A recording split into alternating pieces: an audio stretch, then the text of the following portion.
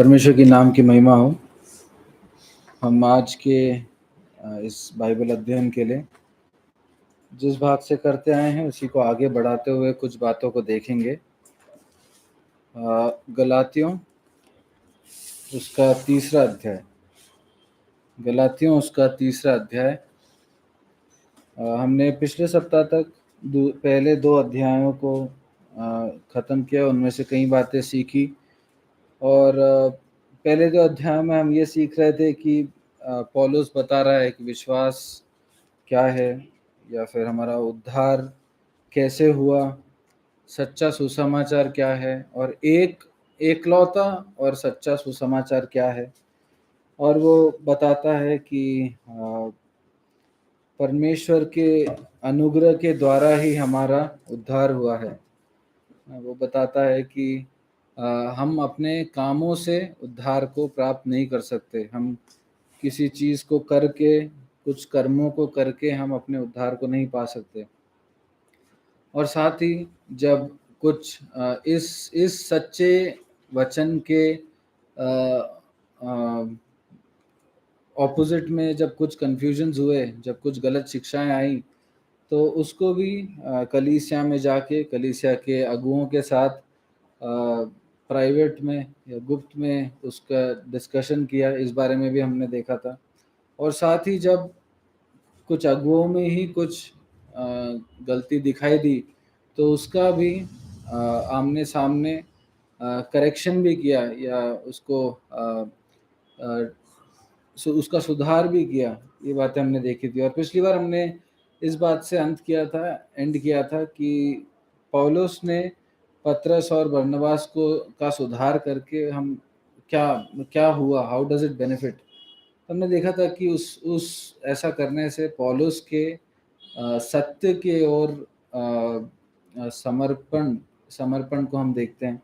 हमने देखा था कि पतरस और बरनबास जो आगे भी इस गलती को दोहरा सकते थे, उनका करेक्शन हुआ, उनका सुधार हुआ। हमने देखा था कि यहूदियों को सच्चा सुसमाचार क्या है और सच्चा सुसमाचार क्या है और एकलौता सुसमाचार क्या है, उसके बारे में और क्लियरली इस एक कार्य से दिखाया गया, समझाया गया। और साथ ही जो अन्य जाति थे उनके विश्वास को और दृढ़ किया, उसको और स्ट्रेंथन किया। तो हम इन बातों को हमने सीखा था। और उसके बाद आज हम उसके तीसरे अध्याय में आएंगे। तीसरा अध्याय और उसके 1 से लेकर वैसे तो पूरा भाग पढ़ना चाहिए, लेकिन हम अभी फिलहाल 1 से लेकर 14 तक पढ़ेंगे। सब मिलकर कुछ एक दो वर्सेस करके 1 से लेकर 14, तीसरा अध्याय उसका 1 से लेकर 14 तक पढ़े। किसने तुम्हें मोह लिया है? तुम्हारी तो मानो आंखों के सामने यीशु मसीह क्रूस पर दिखाया गया। मैं तुमसे केवल यह जानना चाहता हूँ कि तुमने आत्मा को क्या व्यवस्था के कामों से या विश्वास के समाचार से पढ़ा? क्या तुम ऐसे निर्बुद्धि हो कि आत्मा की रीति पर आरंभ करके अब शरीर की रीति पर अंत करोगे? क्या तुमने इतना दुख व्यर्थ ही उठाया? परंतु कदाचित व्यर्थ नहीं। जो तुम्हें आत्मा दान करता और तुम्हें सामर्थ्य के काम करता है, वह क्या व्यवस्था के कामों से या सुसमाचार पर विश्वास से ऐसा करता है? अब्राहम ने तो परमेश्वर पर विश्वास किया और यह उसके लिए धार्मिकता गिनी गई। अतः ये जान लो कि जो विश्वास करने वाले हैं वे ही अब्राहम की संतान हैं। और पवित्र शास्त्र ने पहले ही से यह जानकर कि परमेश्वर अन्य जातियों को विश्वास से धर्मी ठहराएगा, पहले ही से अब्राहम को यह सुसमाचार सुना दिया कि तुझ में सब जातियां आशीष पाएंगी। इसलिए जो विश्वास करने वाले हैं वे विश्वासी अब्राहम के साथ आशीष पाते हैं। सो जितने लोग व्यवस्था के कामों पर भरोसा रखते हैं वे सब श्राप के अधीन हैं, क्योंकि लिखा है कि जो कोई व्यवस्था की पुस्तक में लिखी हुई सब बातों के करने में स्थिर नहीं रहता वह श्रापित है। पर यह बात प्रकट है कि व्यवस्था के द्वारा परमेश्वर के यहाँ कोई धर्मी नहीं ठहरता, क्योंकि धर्मी जन विश्वास से जीवित रहेगा। पर व्यवस्था का विश्वास से कुछ संबंध नहीं, पर जो उनको मानेगा वह उनके कारण जीवित रहेगा। मसीह ने जो हमारे लिए श्रापित बना हमें मोल लेकर व्यवस्था के श्राप से छुड़ाया, क्योंकि लिखा है, जो कोई काट पर लटकाया जाता है वो श्रापित है। ये इसलिए हुआ कि इब्राहिम की आशीष मसीह यीशु में अन्य जातियों तक पहुंचे और हम विश्वास के द्वारा उस आत्मा को प्राप्त करें जिसकी प्रतिज्ञा हुई। परमेश्वर के नाम की महिमा हो। इस पढ़े गए वचन पे प्रभु की आशीष हो। हम इसके पहले पद में शुरुआत में ही ऐसा देखते हैं कि पौलुस कहता है, हे निर्बुद्धि गलातियों, यू फूलिश गलेशियंस इंग्लिश में लिखा है, और वो पूछता है हु हैज बिविच्ड यू, या फिर किसने तुम्हें मोह लिया है। ये भी एक कलीसिया है ना, और ये कलीसिया है, इसका मतलब इन्होंने भी प्रभु यीशु मसीह पर विश्वास किया है, इनका उद्धार हुआ है, और इन्होंने विश्वास किया, इनका उद्धार हुआ। लेकिन अभी कुछ समय जो बीत गया है, अब वो कुछ कन्फ्यूजन्स में है, कुछ गलत शिक्षाओं में है, कुछ बातों ने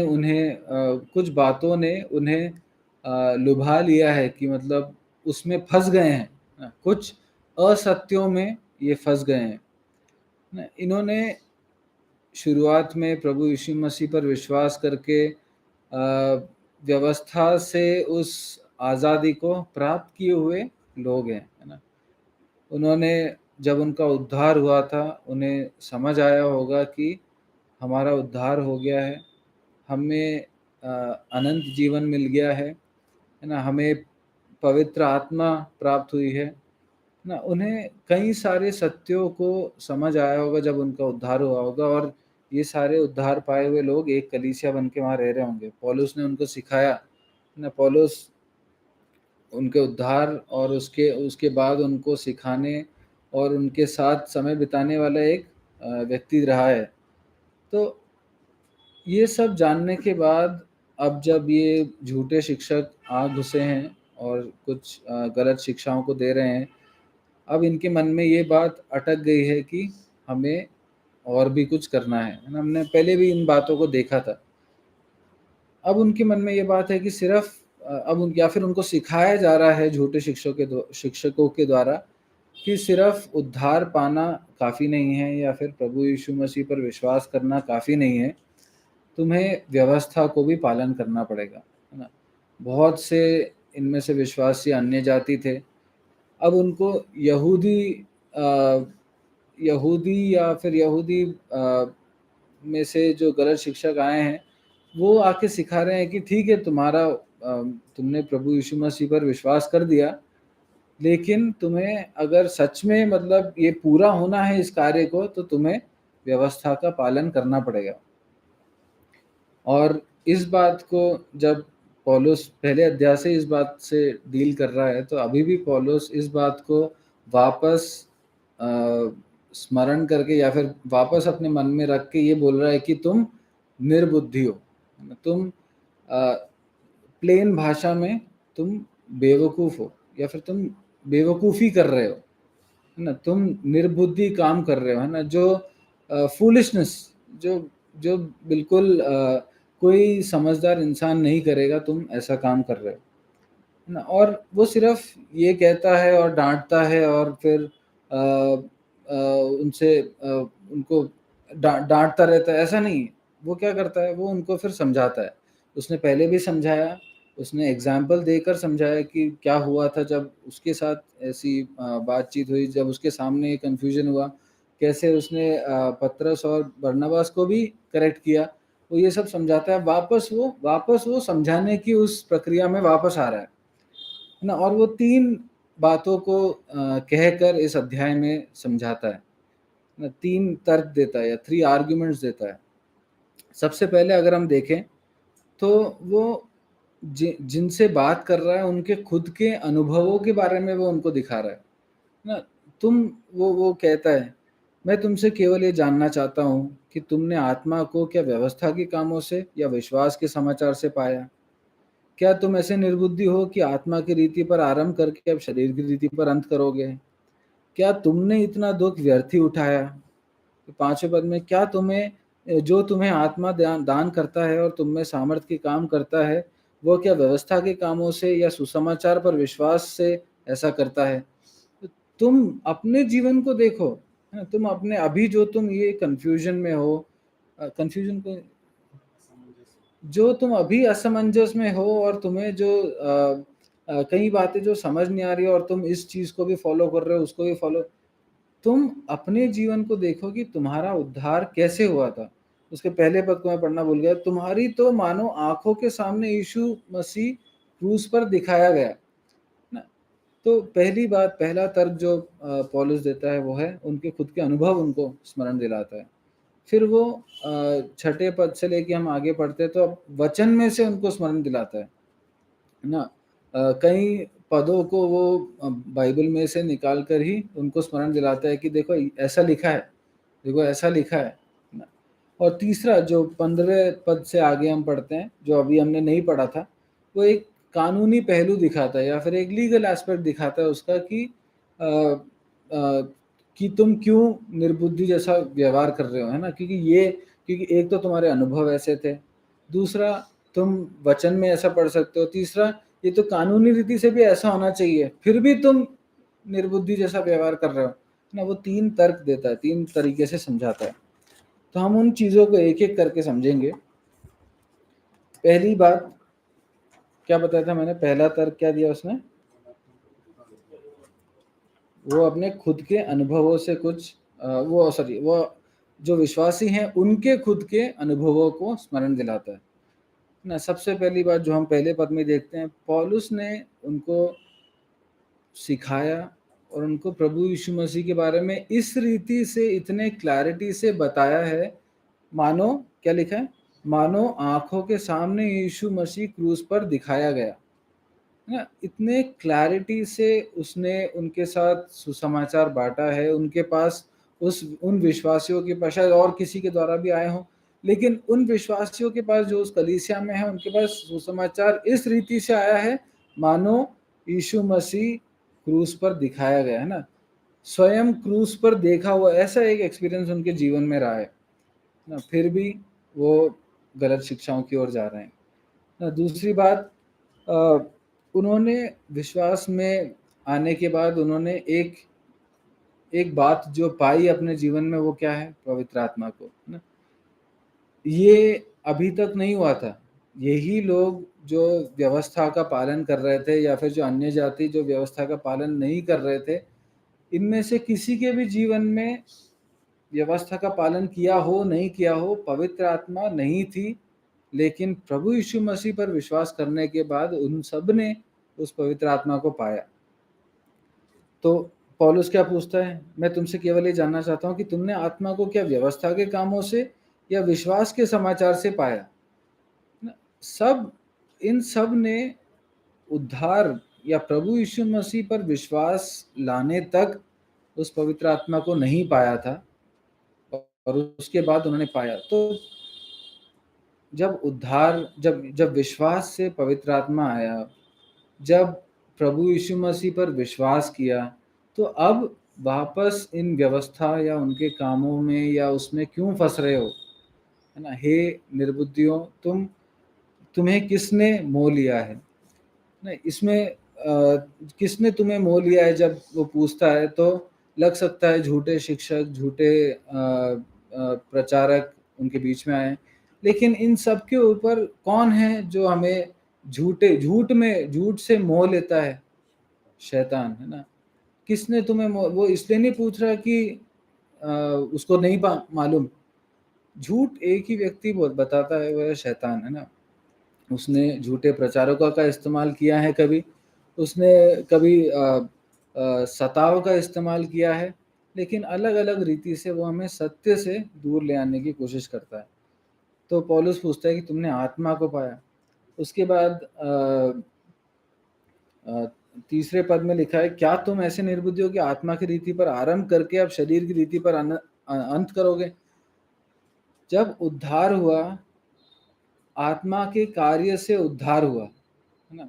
जब उद्धार के लिए आत्मा का कार्य या फिर विश्वास जरूरी था, तो अब उस उद्धार में अपने आत्मिक जीवन को आगे बढ़ाने के लिए क्या व्यवस्था के काम आएंगे या व्यवस्था का पालन करना काम आएगा ना। जो चीज उद्धार नहीं दे सकी, वो तुम्हारे आत्मिक जीवन को कैसे बढ़ा सकता है। जो चीज़ उद्धार नहीं दे सकी, वो तुम्हें परमेश्वर के पास और पास कैसे ले जा सकता है ना। पौलुस यहाँ पूछता है कि तुम्हें आत्मा मिली, वो विश्वास से मिली।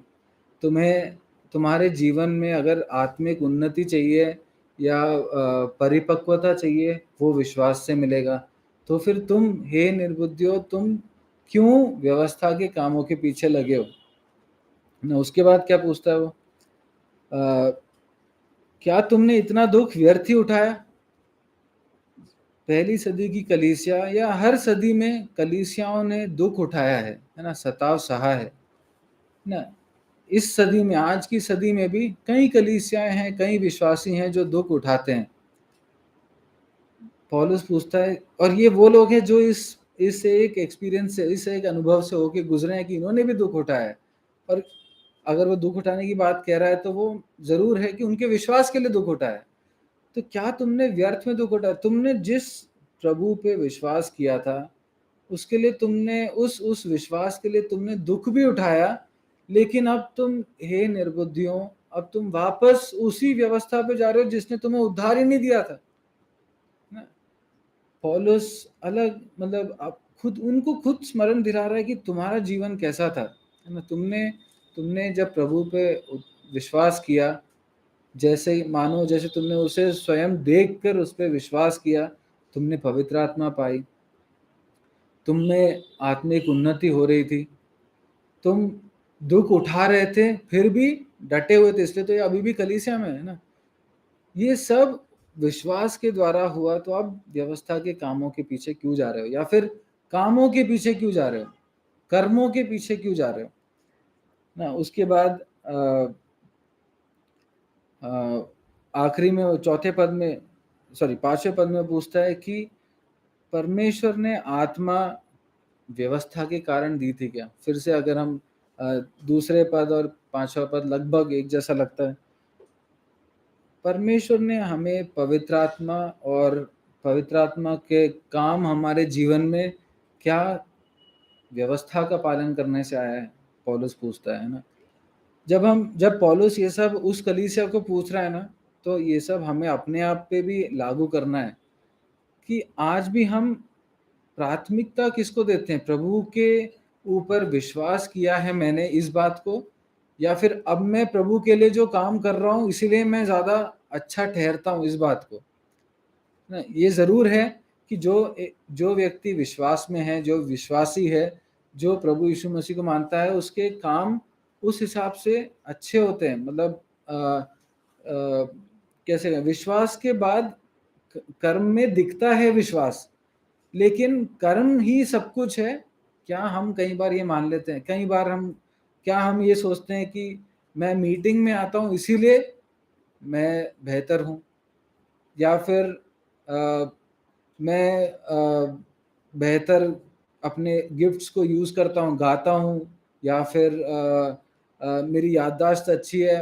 तो क्या ये सब जो काम है, क्या ये मेरे को बेहतर बनाते हैं, या क्या ये इन एनी वे, मतलब किसी भी तरीके से क्या ये मेरे अ, अ, अ, अ, प्रभु के सामने क्या ये मेरा लेवल बढ़ाते हैं ना। कई बार हम अ, अ, किसी पदवी के लिए या किसी चीजों के लिए आशा रखते हुए कई चीजों को करते हैं ना। कई बार हमारा मोटिव आत्मिक रीति से बढ़ना, मैं ये नहीं, देखिए मीटिंग आना बहुत जरूरी है क्योंकि हम बहुत सारी चीजें यहाँ सीखते हैं, है ना। प्रार्थना में समय बिताते हैं, है ना, आराधना साथ में करते हैं, ये बहुत जरूरी काम है, आना जरूरी है। लेकिन इसके पीछे का मोटिव क्या है ना। हमारे काम करके मैं किसी को प्रसन्न कर रहा हूँ क्या, मैं अपने कलीसिया में किसी को प्रसन्न कर रहा हूँ क्या, या मैं प्रभु यीशु मसीह को प्रसन्न करने की कोशिश कर रहा हूँ कि मेरे मीटिंग में आने से हमारा मोटिव क्या है ना।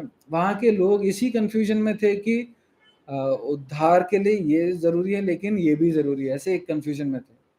प्रभु हमारी सहायता करें, हम समझें कि हमारा उद्धार हुआ है प्रभु यीशु मसीह पर विश्वास करके, है ना। प्रभु यीशु मसीह पर जैसे इस व्यक्ति ने विश्वास किया है वैसे ही उस व्यक्ति ने विश्वास किया है इसीलिए हम कहते हैं कि कलीसिया में ऊंच नीच नहीं है, ऊपर नीचे नहीं है, कोई बड़ा छोटा नहीं है, क्योंकि प्रभु की नजरों में जिसने विश्वास किया है वो उनका पुत्र है।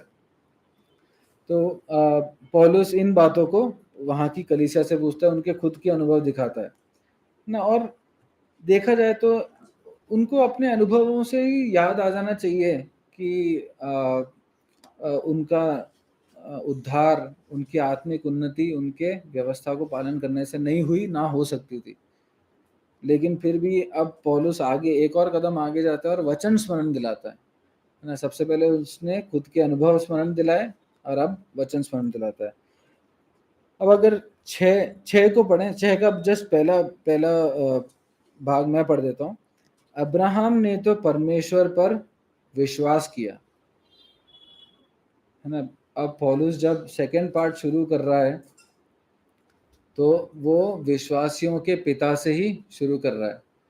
विश्वासियों का तो पिता है ही, साथ में यहूदियों के या फिर जो इजरायली है उन सब का पिता वो अब्राहम को ही मानते थे, वहीं से शुरू हुई थी, है ना, उनका चुना जाना। तो पौलुस भी वहीं से शुरू कर रहा है जहां से वो लोग अपने आप को शुरू करते हैं, है ना। पौलुस सबसे पहली बात ये कहता है, अब्राहम ने तो परमेश्वर पर विश्वास किया। वो ये नहीं कहता अब्राहम ने तो परमेश्वर की व्यवस्था मानी, है ना। अब्राहम ने तो परमेश्वर की सब व्यवस्था मान के उसका उद्धार हुआ, वो ये नहीं कहता। वो कहता है अब्राहम ने तो परमेश्वर पर विश्वास किया। क्या अब्राहम ने व्यवस्था का पालन किया था? हैं, आप लोग बताएं, क्या अब्राहम ने व्यवस्था का पालन किया था? नहीं किया ना। क्यों? मतलब किस रीति से आप नहीं बोल रहे? हाँ, अगर व्यवस्था की बात कही जाए लिटरल सेंस में, तो व्यवस्था इसी अध्याय में आगे भी लिखा है, 430 साल बाद व्यवस्था आई थी मूसा के द्वारा। लेकिन इसी पद में जो हमने छठा पद पढ़ा, अब्राहम ने तो परमेश्वर पर विश्वास किया और यह उसके लिए धार्मिकता गिनी गई ना। उस जमाने में भी जब व्यवस्था नहीं आई थी तो उसने विश्वास किया और वो धार्मिक या धर्मी ठहराया गया। धार्मिक नहीं, धर्मी ठहराया गया। पहले, अच्छा ये बताइए, पहले अब्राहम ने विश्वास किया या पहले उसने खतना किया? पहले अब्राहम ने विश्वास किया। पिछले अध्याय में हम क्या देख रहे थे, एक और डिबेट क्या चल रहा था कि विश्वासियों को भी खतना करवाना है। क्यों? तभी व्यवस्था का पालन होगा, उसी से शुरुआत होगी। अब्राहम जो इनका पिता है, जो विश्वासियों का पिता है, उसके जीवन में भी सबसे पहले क्या था? विश्वास था, और विश्वास के कारण वो धर्मी ठहराया गया। उसके बाद कुछ बातें, आज्ञाएं परमेश्वर ने उसको दी, उसने उसको पालन करी, है ना। लेकिन उसको धर्मी ठहराने के लिए विश्वास ही जरूरी था। मनुष्य अपने उद्धार के लिए और कुछ नहीं कर सकता, सिर्फ विश्वास कर सकता है ना। पौलुस बता रहा है, पहले अध्याय, दूसरे अध्याय, तीसरे अध्याय, हर अध्याय में बता रहा है कि मनुष्य विश्वास करके ही उद्धार पा सकता है, अपने किसी भी कामों से उद्धार नहीं पा सकता।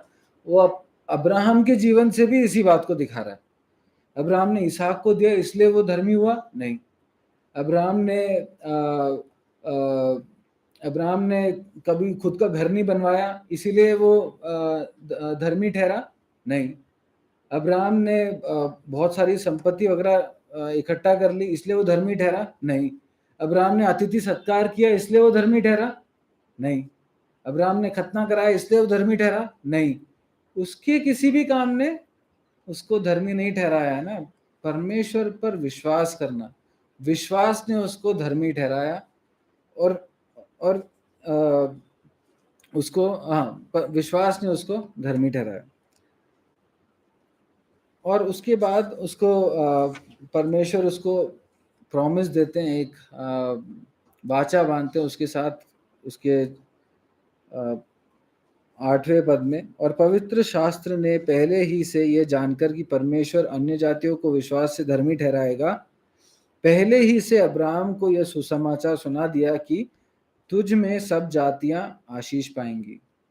ना, जब अब्राहम ने विश्वास किया तो उसके द्वारा उसको ये प्रॉमिस मिली कि उसमें सब जातियां आशीष पाएंगी। किस तरह की आशीष? किस तरह की आशीष अब्राहम के द्वारा सब जातियों को मिल रहा है?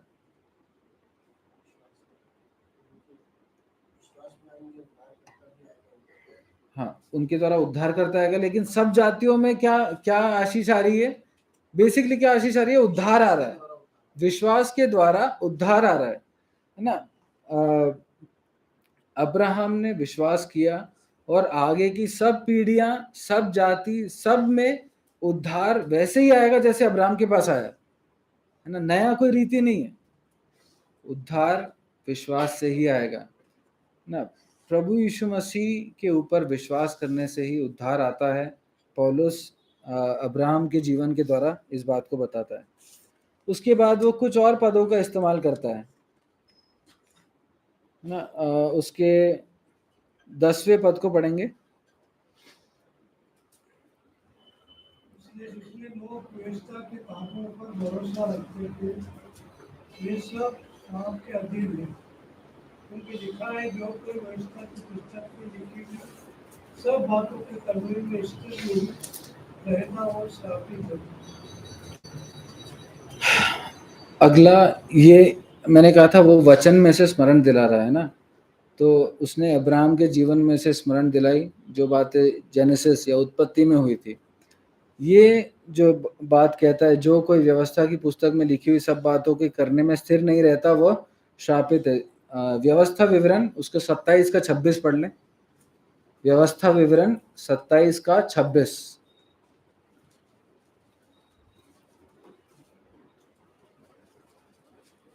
शापित हो वह जो इस व्यवस्था के वचनों को मानकर पूरा न करे, तब सब लोग कहें आमीन। शापित है वो जो इस व्यवस्था के वचनों को मानकर पूरा ना करे। ये कहाँ पे? पुराने नियम है, नया नियम है? व्यवस्था विवरण पुराना नियम है ना। ये वही पुस्तकें हैं जो फरीसी पढ़ रहे थे, जो यहूदी पढ़ रहे थे, जो वो मानने की कोशिश कर रहे थे, और उसमें पौलुस उसको कोट करके क्लियरली बताता है कि जो व्यवस्था को पूरा नहीं कर सकता वो कौन है? वो क्या है? श्रापित है ना। जो व्यवस्था के अधीन है वो श्रापित है। व्यवस्था ये नहीं कहती कि तुम कुछ दिनों के लिए व्यवस्था को मानो, पूरा करो। व्यवस्था ये नहीं कहती कि तुम कुछ महीने, कुछ सालों के लिए ऐसा करो। व्यवस्था ये नहीं कहती कि तुम 13 साल के बाद और 60 साल तक व्यवस्था को मानो तो पूरा हो जाएगा। व्यवस्था कहती है कि तुम हर रोज, हमेशा, जीवन भर, मृत्यु तक व्यवस्था को थोड़ा थोड़ा नहीं, पूर्ण रीति से मानो, वरना तुम श्रापित ठहरोगे, है ना। समझ रहे हैं? व्यवस्था को हमेशा पूर्ण रीति से जिंदगी भर मरने तक पूरी तरह से मानो, नहीं तो तुम श्रापित ठहरोगे ना। व्यवस्था श्राप ला रही है। एक भी चूक हुई तो श्राप आएगी ना। एक भी गलती हुई तो फिर कोई टर्निंग बैक नहीं है, फिर श्राप आ गया, है ना। क्या कोई व्यवस्था, तो फिर अगर ऐसा है तो क्या कोई व्यवस्था को पूर्ण रीति से रख सकता है, पालन कर सकता है? कोई नहीं कर सकता। तो मतलब उसका मतलब क्या हुआ कि सब श्रापित हैं, है ना। पौलुस फिर से स्मरण दिला रहा है कि उद्धार की महिमा क्या है, या फिर विश्वास की अहमियत क्या है। क्योंकि व्यवस्था ने खुद, परमेश्वर ने पुराने नियम में पहली 5 पुस्तकों में कहा है कि व्यवस्था का पालन अगर पूर्ण रीति से नहीं करोगे तो तुम शापित हो। अब हबक्कुक 2 का 4 निकालें, या फिर पहले एक भाई या कोई भी हबक्कुक 2 का 4 निकाल लें, और बाकी लोग अभी गलातियों 3:11 पढ़ें। देख, उसका मन खुला हुआ है, उसका मन सीधा नहीं है, परंतु धर्मी अपने विश्वास के द्वारा जीवित रहेगा। पहले गलातियों 3:11 पढ़ लें।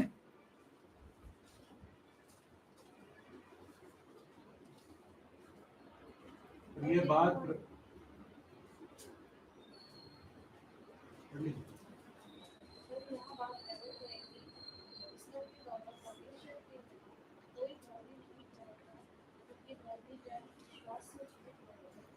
अब अगली बात जो हम देखते हैं, यह बात प्रकट है कि व्यवस्था के द्वारा परमेश्वर के यहाँ कोई धर्मी नहीं ठहरता, क्योंकि धर्मी जन विश्वास से जीवित रहता है। अब ये फिर से हम पुराने नियम में आए, है ना। हबक्कुक 2:4 अभी जुलियस भाई ने पढ़ा था, एक बार और पढ़ लेंगे प्लीज। देख, उसका मन खुला हुआ है, उसका मन सीधा नहीं है, परंतु धर्मी अपने विश्वास के द्वारा जीवित रहेगा। धर्मी व्यवस्था को पूरा करके जीवित रहेगा नहीं लिखा है, धर्मी विश्वास के द्वारा जीवित रहेगा लिखा है ना। नए नियम में इस पद को रोमियो 1:17, गलातियों 3:11 जो हमने अभी पढ़ा था, और इब्रानियों 10:38-39 में हम पढ़ते हैं। और वो ये नहीं कह रहा कि बस विश्वास के साथ जिएंगे, या फिर जो प्रभु यीशु मसीह को जानते हैं वो विश्वास के द्वारा अपने जीवन को बिताएंगे, वही नहीं। वो कह रहा है कि एक व्यक्ति का उद्धार अनुग्रह के द्वारा विश्वास से होता है, विश्वास करना पड़ता है। विश्वास नहीं करेंगे तो वो धर्मी नहीं ठहर सकता, धर्मी नहीं ठहरेगा तो वो शापित रहेगा। शाप है तो मृत्यु है, अनंत मृत्यु है। फिर से पौलुस पुराने नियम के पदों को ही इस्तेमाल करते हुए इस बात को क्लियर करता है कि व्यवस्था इज इक्वल टू शाप, उद्धार इज इक्वल टू विश्वास, विश्वास इज इक्वल टू उद्धार, है ना। ठीक है, अब उसका 12वां पद पढ़ेंगे, 3:12।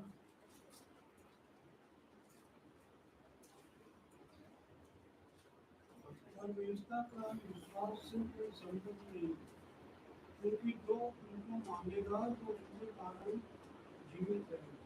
व्यवस्था का विश्वास से कोई संबंध नहीं, है ना। ये बात तो हम समझ गए, ये बात तो क्लियर है हमारे लिए कि व्यवस्था का विश्वास से कोई संबंध नहीं, क्योंकि व्यवस्था को पालन करना पड़ता है। We have to keep the law, we have to do something ना, उसका विश्वास से कोई संबंध नहीं। और उसके बाद पौलुस कहता है जो उनको मानेगा वह उनके कारण जीवित रहेगा ना। एक भाग और पढ़ लेंगे, एक बार मैं जस्ट चेक कर लूं, लेवी व्यवस्था निकाल लें, उसका 18वां अध्याय,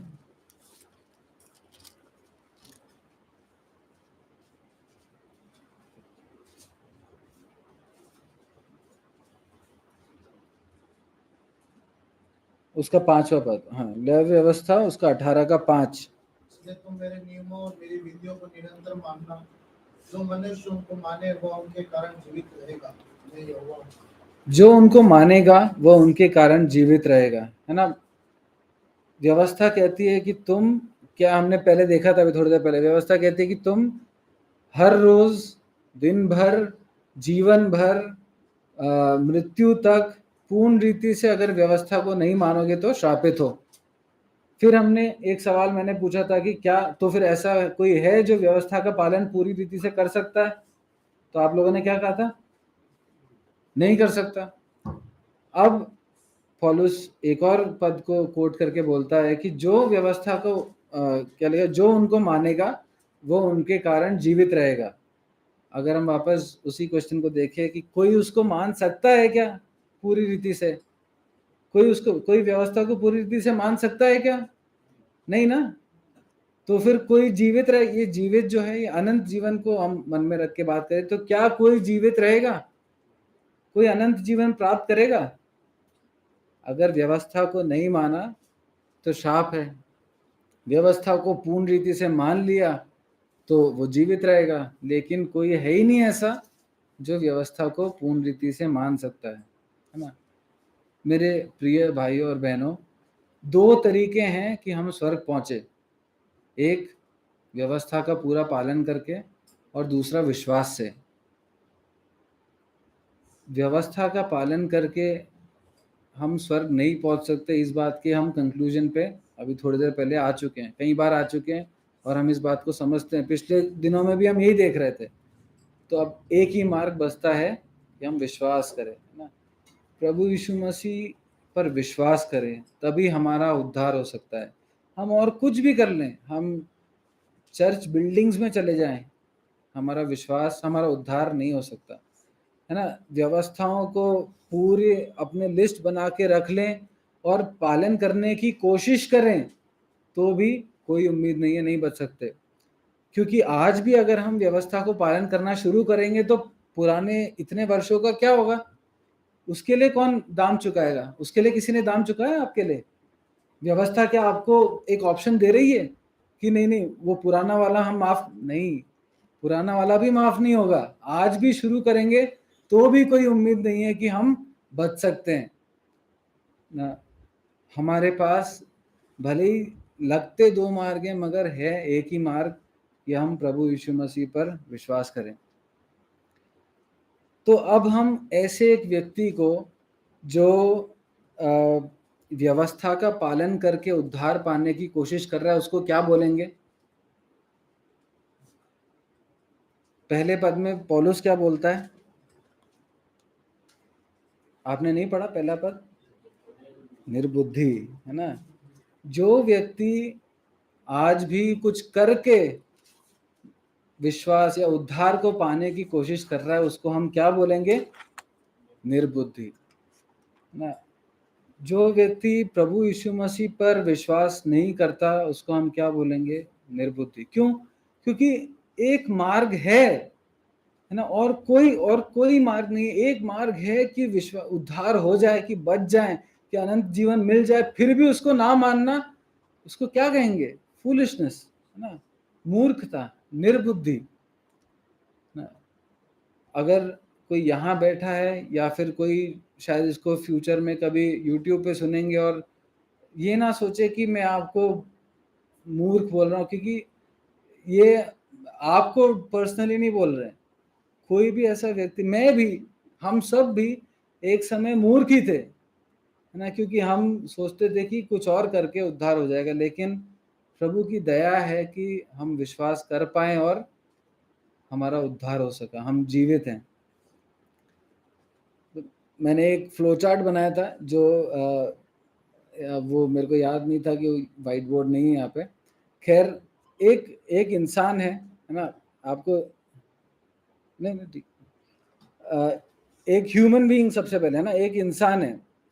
अब वो दो काम कर सकता है, या तो व्यवस्था का पालन कर ले या फिर विश्वास कर ले, है ना। इंसान है, सबसे ऊपर इंसान है, व्यवस्था का पालन कर ले या विश्वास कर ले, ठीक है। अब व्यवस्था के पालन में हाँ या ना, ठीक है। अगर उसने व्यवस्था का पालन करा तो उसका उद्धार हो सकता है, हो सकता है ना। प्रभु कहते हैं हो सकता है। अगर उसने व्यवस्था का पालन करा तो हाँ हाँ, अगर करा उसने व्यवस्था का पालन तो उसका उद्धार हो सकता है। लेकिन क्या यह मुमकिन है? नहीं।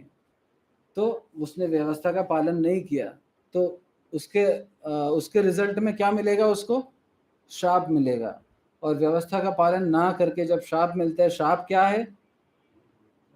मृत्यु। तो अनंत मृत्यु मिलेगी। एक और मार्ग है ना, विश्वास। विश्वास में भी हाँ और ना। विश्वास नहीं किया तो क्या मिलेगा? मृत्यु मिलेगा। विश्वास किया तो क्या मिलेगा? जीवन, अनंत जीवन मिलेगा। और विश्वास, किस चीज पर विश्वास करना है? 13वां पद पढ़ें।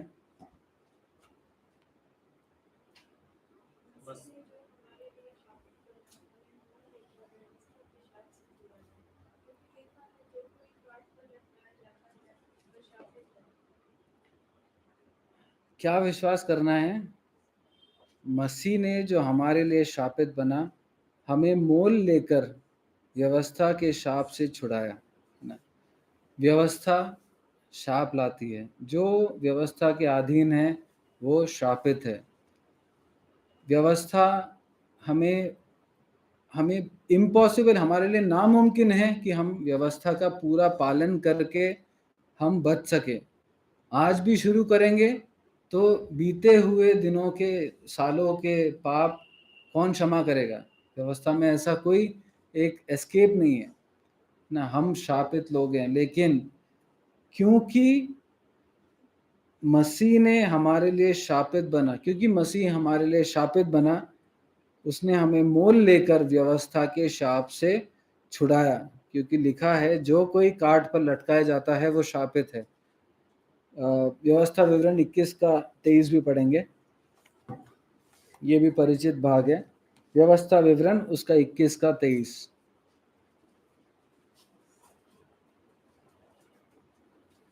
और वो शब्द रात को वृक्ष पर बना न रहे, अवश्य उसी दिन उसे मुक्ति देना, क्योंकि जो लटकाया गया हो वो परमेश्वर की ओर से शापित होता है। जो वृक्ष पे लटकाया गया हो वो परमेश्वर के निमित्त शापित है। प्रभु यीशु मसीह ने, अच्छा, प्रभु यीशु मसीह इस दुनिया में आके उन्होंने व्यवस्था का पालन करके हमें उद्धार दिया क्या? प्रभु यीशु मसीह, इसमें क्या लिखा है? मसीह ने व्यवस्था का पालन करके तुम्हें मोल लिया, ऐसा लिखा है। तो मसीह ने व्यवस्था का पालन किया नहीं किया? किया है ना। मसीह ने क्योंकि व्यवस्था का पालन किया इसलिए वो निष्पाप ठहरा, और क्योंकि वो निष्पाप ठहरा इसीलिए वो हमारी जगह पे हमारे श्राप को अपने ऊपर लेकर हमारे लिए जान देकर हमें मोल ले सका, हमें रिडीम कर सका, हमें खरीद सका। मसीह व्यवस्था का फुलफिलमेंट है, मसीह व्यवस्था की पूर्णता है ना। मसीह ने व्यवस्था को पूरा किया, पूर्ण रीति से उसको पालन किया और पूरा करके निष्पाप ठहरा। और निष्पाप ठहरने के कारण जब उसने हमारे शाप को, या फिर ऐसा भी हो सकता था कि कोई भी किसी के भी शाप उठा के मर जाए, दूसरा बच जाए, ऐसा नहीं हो सकता। सबको अपने अपने पापों का ही लेखा देना है। लेकिन मसीह ने मेरे पापों को अपने ऊपर उठा लिया, मेरे शाप को अपने ऊपर उठा लिया, ताकि मैं जो व्यवस्था को पूर्ण रीति से पालन नहीं कर सकता, मैं विश्वास करके उद्धार पा सकूं ना। ये है प्रभु यीशु मसीह का अनुग्रह। जो इस बात को नहीं समझता, वो जो इस सरल बात को नहीं समझता, वो सच में निर्बुद्धि ही तो कहलाएगा। या फिर जो इस बात को समझकर भी व्यवस्था के कामों के पीछे चला है, वो तो और निर्बुद्धि कहलाएगा ना। प्रभु हमारी सहायता करें। हम सिर्फ प्रैक्टिकल एप्लीकेशन की, आज मैंने क्या सीखा, अगर ये हम ये समझें कि हमारा उद्धार के लिए क्या कीमत चुकाई गई, क्योंकि इट वाज इम्पॉसिबल। आज मैं फिर से बोलना चाहता हूँ, आज भी अगर हम शुरू करते व्यवस्था का पालन करने, मेहनत कर लेते, अपने आप को पूरा समर्पित कर देते, तो भी पुराने पापों का क्या होता है ना। मेरे 31 साल के पापों का क्या होता अगर मैं उद्धार, प्रभु यीशु मसीह पर विश्वास करके उद्धार नहीं पाया होता? तो मुझे व्यवस्था माफ नहीं कर सकती। तो फिर व्यवस्था क्यों है? फिर व्यवस्था, हमने एक बार पहले भी इसी सवाल को देखा था और कई बार देखा है, क्यों है फिर व्यवस्था ना। जस्ट उसका जिक्र और करके बता देंगे। 19वें पद को पढ़ें।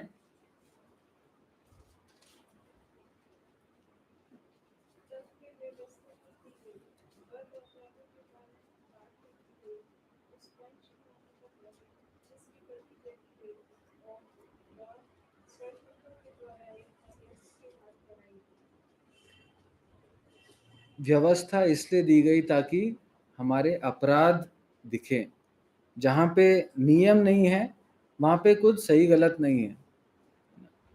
अदन की वाटिका में गलती क्यों हुई? क्योंकि वहाँ पे एक नियम था कि इस पेड़ में से नहीं खाना। हर बार गलती क्यों होती है? क्योंकि एक नियम है जो उसको मना करता है।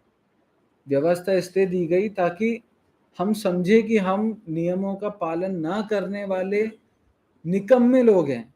हम अपनी अवस्था को अपने, वरना तो हम सब कितने अच्छे होते, हम सब एक भ्रम में होते, या फिर हम सब एक फॉल्स नोशन में होते, या फिर हम गलत एक सोच में होते कि हम सब तो कितने अच्छे हैं, हम कुछ गलती नहीं कर रहे। क्यों? क्योंकि नियम नहीं है। व्यवस्था इसलिए दी गई ताकि हम अपने अपराधों को देखें, और साथ में व्यवस्था क्यों दी गई हमने पिछली बार भी देखा था। उसके 24वें पद को पढ़ लेंगे, मैं पढ़ लेता हूं। इसलिए व्यवस्था मसीह तक पहुंचाने के लिए हमारी शिक्षक हुई कि हम विश्वास से धर्मी ठहरे। व्यवस्था हमें हमारे अपराधों को दिखाकर हमें मसीह तक पहुंचाने के लिए दी गई। मगर मसीह तक पहुंचना मतलब मसीह पर विश्वास करना जरूरी है। मसीह पर विश्वास करे बगैर हम कुछ भी कर लें, हम उद्धार नहीं पाएंगे। हम शायद मन की संतुष्टि पा लें कि हाँ ये मैं कर रहा हूं तो इससे अब मेरे को अच्छा लग रहा है, लेकिन हमें अच्छा लग सकता है लेकिन वो हमें जीवन नहीं देगा। हमें कुछ समय के लिए शायद सेटिस्फाई कर दे कि मैं ये करके चलो, प्रभु शायद मेरे को थोड़ा एक स्कोप देगा स्वर्ग जाने का। हमें कुछ नहीं मिलेगा हम अगर प्रभु यीशु मसीह पर विश्वास नहीं करेंगे। और हमने जिनने विश्वास किया है ना, हम इस विश्वास को कभी भी और कुछ चीज़ों से ना नापे, है ना, कि मैं कितना काम कर रहा हूँ। हमें काम करना है, हमें प्रभु की सेवा करनी है ना, हमें जो रिस्पॉन्सिबिलिटीज मिली हैं उसको करना है। जो प्रभु ने हमें हमारे जीवन के उद्देश्यों को दिखाते हैं उन्हें करना है, लेकिन इसलिए नहीं कि मेरा उद्धार हो जाएगा या मैं कुछ महान हो जाऊंगा। इसलिए क्योंकि प्रभु ने मेरा उद्धार कर दिया है, अब मैं प्रभु के लिए जीऊंगा। प्रभु हमारी सहायता करे। परमेश्वर के नाम की महिमा हो।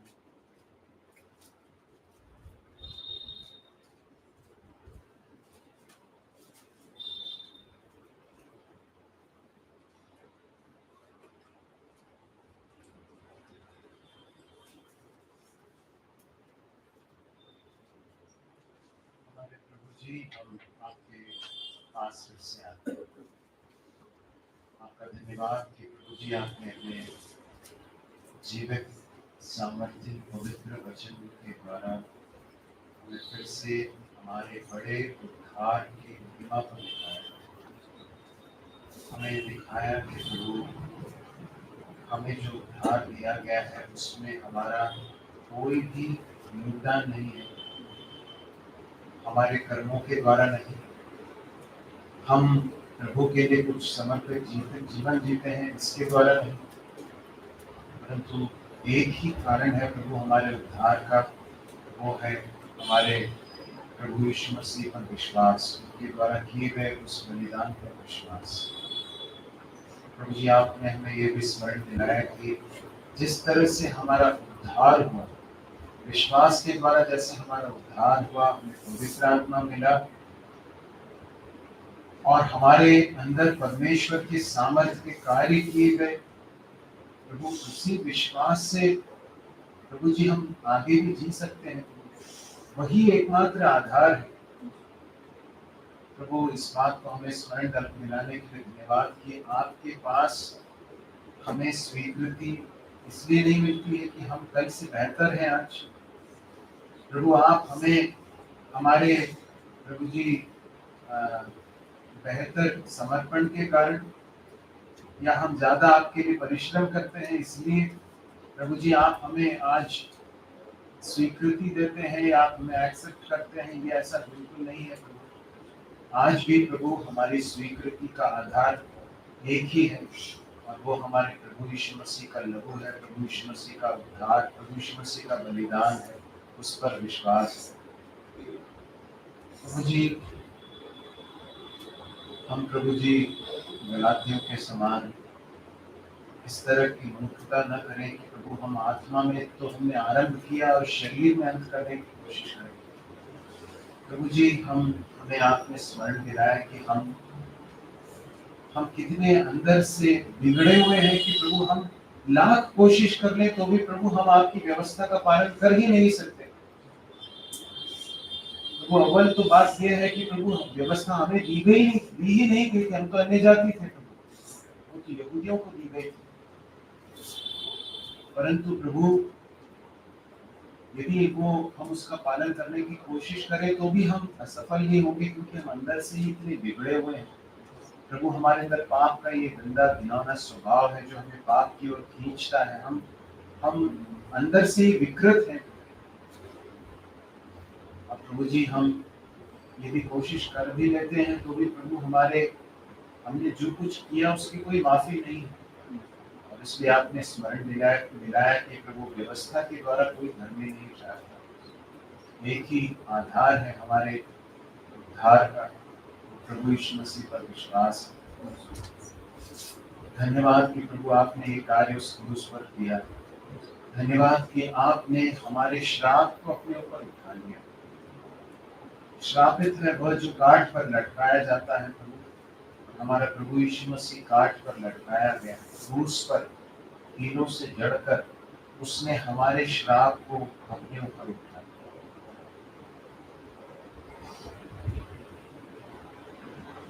प्रभु जी हम जिस कार्य को कभी नहीं कर सकते थे, हमारे प्रभु यीशु मसीह ने पूर्ण रूप से उसे किया। वो जन्म में और उसके जीवन में और उसके जीवन के पूरे जीवन में वो संपूर्ण रूप से पवित्र निष्पाप ठहरा। उसने परमेश्वर की व्यवस्था का अक्षरशः पूर्ण पालन किया, हमेशा किया। लेकिन वह जो पाप से अज्ञात था हमारे लिए पाप ठहराया गया, हमारे पाप उसके ऊपर डाल दिए गए और हमारा दंड उसने सह लिया। वो हमारे स्थान पर श्रापित हुआ ताकि प्रभु हम उस व्यवस्था की श्राप से छुड़ाए जाएं। हम धन्यवाद करते हैं कि प्रभु जी आपने इस तरह से हमें स्वतंत्र कर दिया। प्रभु आप कितनी बड़ी आजादी है, कितना बड़ा उद्धार है कि हमें इसके लिए कुछ करना नहीं पड़ रहा है। प्रभु हम कर भी नहीं सकते थे, परंतु करने की आवश्यकता नहीं, क्योंकि हमारे प्रभु यीशु मसीह ने सब कुछ कर दिया। हमें सिर्फ विश्वास करने की जरूरत है। कितना सरल आपने मार्ग बना लिया है प्रभु, हमारे लिए बना दिया है। लेकिन प्रभु मनुष्य अपने दंभ में, अपने अहंकार में आकर अभी भी ये सोचता है कि मैं कुछ करूंगा। प्रभु जी हमारी प्रार्थना है प्रभु हम इस महिमित सुसमाचार को लोगों के पास पहुंचा सके। जो सुनते हैं प्रभु इस सुसमाचार, उनका उद्धार, प्रभु जी जो इसे आज सुन रहे हैं और प्रभु जी शायद आगे जाकर सुनेंगे, हमारी प्रार्थना है कि उनके उद्धार का कारण ठहरे।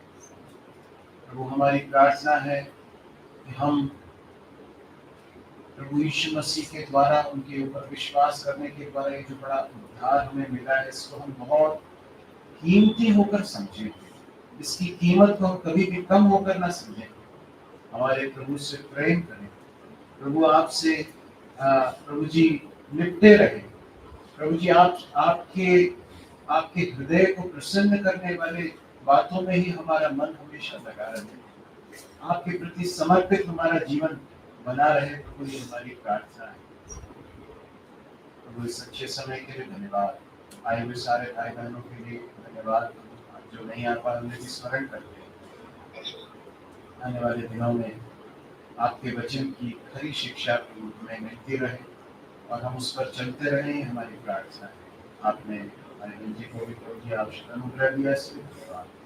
हम सब इसके अनुसार चल सकें, प्रभु इसे अपने मन में बनाए रख सकें और इससे बिल्कुल भी भटके नहीं है, हमारी प्रार्थना है।